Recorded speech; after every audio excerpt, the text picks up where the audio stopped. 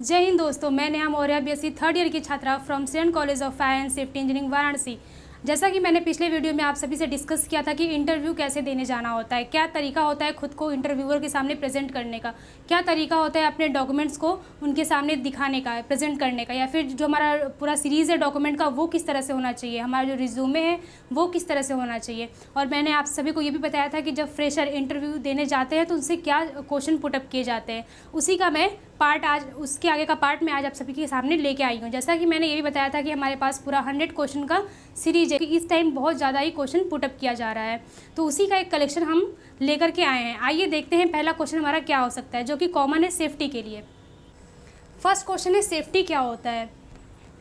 सुरक्षा एक प्रकार की विशेष कार्य प्रणाली है जो कि कारखाने में किसी भी कार्य के दौरान कारीगर व्यक्तिगत सुरक्षा उपकरणों का प्रयोग करके कार्य को सुचारू, सुविधाजनक तथा दुर्घटना रहित संचालन कर सकता है, उसे सेफ्टी कहते हैं। यही डिफिनेशन होता है सेफ्टी का, क्योंकि जब आप फ्रेशर के तौर पे जाते हो तो आपसे बहुत ज़्यादा लेंदी नहीं पूछा जाएगा, आपसे सिर्फ डिफिनेशन ही पूछा जाता है। तो इस तरीके से आप नॉर्मल डिफिनेशन बता करके अपना जवाब दे सकते हैं। आइए नेक्स्ट क्वेश्चन देखते हैं।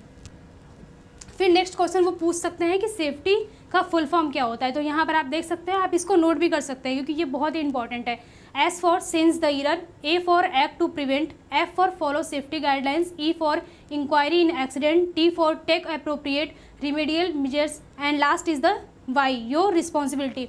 ये पूरा फुल फॉर्म है सेफ्टी का। उसके बाद नेक्स्ट क्वेश्चन हम देखते हैं।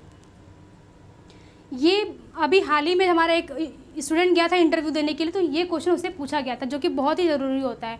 जैसे कि सेफ्टी कितने प्रकार के होते हैं, तो यहाँ पर सेफ्टी का आप आंसर दे सकते हैं कि सेफ्टी मुख्यतः 3 प्रकार के होते हैं।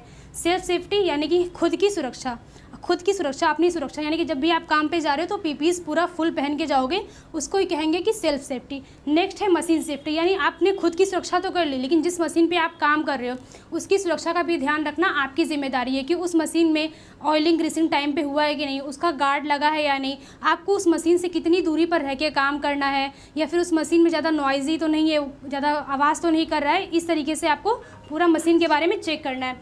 फिर थर्ड आता है जनरल सेफ्टी, यानी कि सामान्य सुरक्षा। सपोज़ आपने पूरा पीपीई पहन लिया है और आप रोड पे जा रहे हो, तो ये ऐसा तो नहीं कि आपने पीपीई पहन लिया तो आपको कुछ होगा ही नहीं, आप रोड के बीच से जा सकते हो, ऐसा भी नहीं है। आपको जनरल सेफ्टी का भी ध्यान रखना है। आपने पीपीई तो पहना है, लेकिन आपको जो रूल और रेगुलेशन है उसके हिसाब से चलना है, आपको बाएं साइड से ही चलना है अपने, तो इस बात का भी आप ध्यान रखिए। आइए नेक्स्ट क्वेश्चन देखते हैं। सेफ्टी चिन्ह क्या होता है, यानी कि सेफ्टी साइन क्या होता है। सेफ्टी साइन जो होता है 4 प्रकार के होते हैं। First is the prohibitive sign, यानी कि जो निषेधात्मक होता है उसे हम प्रोहिबिटिव साइन कहते हैं, जिसका जो बैकग्राउंड होता है वो वाइट में होता है और जो उसका इमेज होता है वो ब्लैक कलर में होता है और उस पर रेड कलर का क्रॉस बना होता है। ये निषेध होता है कि हम सेफ्टी साइन का इस्तेमाल इसलिए ज़्यादातर करते हैं क्योंकि जो भी कंपनियां हैं उसमें जो लेबर होते हैं वो अलग अलग जगह से आए होते हैं, तो अगर हम किसी एक भाषा में लिखते हैं, 2 भाषा में लिखते हैं तो वो समझ नहीं पाएंगे, हो सकता है उनकी भाषाएं अलग अलग हो। लेकिन अगर हम इमेज का इस्तेमाल करेंगे, साइन का इस्तेमाल करेंगे, तो वो उसे देख करके तुरंत अपने माइंड में कैप्चर कर सकते हैं। वर्क परमिट क्या होता है। वर्क परमिट एक लिखित जरूरी दस्तावेज है जिसमें काम में आने वाले उपकरण, कार्य की स्थिति, कार्य से होने वाली हानियां, कार्य के दौरान सावधानियां, कार्य को संपन्न करने वाले कर्मचारियों की संपूर्ण व्याख्या की जाती है। यानी कि जो हमारा वर्क परमिट होता है ये बहुत ही इंपॉर्टेंट क्वेश्चन होता है, ये हर इंटरव्यू में पूछा जाता है। जो वर्क परमिट है, और वर्क परमिट में यही होता है कि जो काम आप करने जा रहे हो उसके बारे में कंप्लीट लिखा हुआ होता है उसमें, इसे कहते हैं वर्क परमिट। आइए नेक्स्ट क्वेश्चन देखते हैं हम। हॉट वर्क क्या होता है। हॉट वर्क का संबंध गर्म कार्य से है जिसमें कार्य के दौरान गर्मी उत्पन्न होता है और आग लगने का खतरा बना रहता है, जैसे arc welding, gas welding, cutting, grinding इत्यादि। और हमें हॉट वर्क करने से पहले ये भी ध्यान रखना है कि हमारे पास परमिट होना चाहिए। हम परमिट इशू कराने के बाद ही उस काम को करने जा सकते हैं, और जिस काम को हम करने जा रहे हैं उसके अकॉर्डिंग हमारे पास फुल पीपीईज होना चाहिए। और वहाँ हॉट वर्क अगर आप कर रहे हैं तो वहाँ पर फायर एक्सटिंग्विशर का होना मस्ट है। जैसा भी आपका फायर होने का चांसेस है उस हिसाब से हम एक्सटिंग्विशर को वहाँ पर रखते हैं। और वहाँ पर हम देखेंगे कि जो हमारा एरिया है वो प्रॉपर वेंटिलेशन वाला होना चाहिए, यानी कि वहाँ पे ज़्यादा हीट एक जगह इकट्ठा नहीं होना चाहिए। तुरंत वेंटिलेशन होगा तो ठंडी हवा अंदर आएगी और गर्म हवा बाहर जाएगी, जिससे आग लगने का जो खतरा है वो कम बना रहेगा। इस तरीके से आप अपने उत्तर का जवाब दे सकते हैं। उसके बाद है कन्फाइंड स्पेस एंट्री क्या होता है। कन्फाइंड स्पेस का मतलब सकरा स्थान, ऐसा वातावरण जहां वर्कर सुचारू रूप से खड़ा होकर कार्य नहीं कर सकता। स्वतंत्र रूप से चल नहीं सकता, जहाँ प्रकाश पर्याप्त मात्रा में नहीं पहुँचता है, ऑक्सीजन की कमी रहती है, ऐसे जगह को कन्फाइंड स्पेस बोलते हैं। और ऐसे में ध्यान का क्या रखना होता है कि जब भी हम कन्फाइंड स्पेस में जा रहे हैं तो हमें सबसे पहले एक रजिस्टर होता है, उस पर हमें साइन करके जाना होता है। उस पर टाइमिंग लिखी जाती है कि इतने बज के इतने मिनट पे ये आदमी अंदर गया है। और जब हम अंदर जा रहे हैं तो हमारा जो सुपरवाइज़र है वो वहीं बाहर खड़ा रहेगा, एकदम बाहर। और वहाँ पे हमें ये भी ध्यान रखना है कि वहाँ पर हमें स्मोक नहीं करना है, कन्फाइंड एरिया के अंदर हमें स्मोक नहीं करना है। और हमारे पास उस कन्फाइंड स्पेस की वर्क के लिए हमारे पास परमिट भी होना बहुत ज़रूरी है, परमिट होना भी बहुत ज़रूरी है। और हम हमेशा एयर ब्लोअर का इस्तेमाल करते हैं ताकि वेंटिलेशन प्रॉपर बना रहे। उसके बाद हम अगर देख रहे हैं कि वहाँ पे जहरीला स्थान है जहाँ पे हमें जहरीली गैस से खतरा हो सकता है, वहाँ पर हम BA सेट का इस्तेमाल करेंगे। हम BA सेट पहन के ही कन्फाइंड स्पेस के अंदर जाएंगे।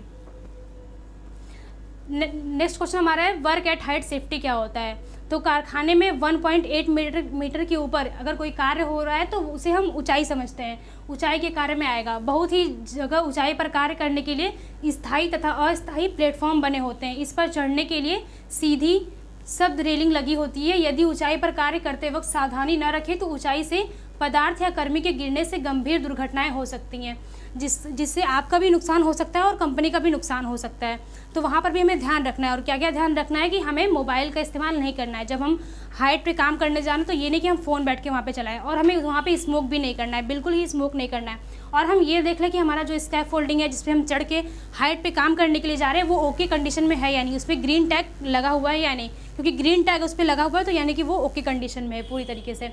और हम जब भी हाइट पे काम करने जाएंगे तो हमें परमिट भी इशू कराना बहुत ज़रूरी होता है उस हाइट वर्क के लिए। नेक्स्ट क्वेश्चन हमारा ये है कि स्कैफोल्डिंग क्या होता है। स्कैफोल्डिंग हमारा एक अस्थायी प्लेटफॉर्म होता है जिसमें वर्कर खड़े होकर के कार्य कर सकता है। इसका इस्तेमाल ज़्यादातर कंस्ट्रक्शन साइट पर ऊंचाई पर काम करने के लिए किया जाता है। इसका निर्माण स्टील के पाइपों से किया जा सकता है।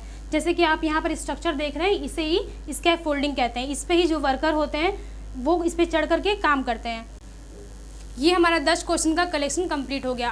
अगले के जो वीडियो होंगे उसमें हमारा जो क्वेश्चन होगा वो और भी ज़्यादा इंपॉर्टेंट होगा, जिससे कि फ्रेशर स्टूडेंट को मदद मिलेगी अपना इंटरव्यू क्रैक करने के लिए। तो आगे हमारे साथ इस तरह से जुड़े रहिए और बने रहिए। तब तक के लिए धन्यवाद।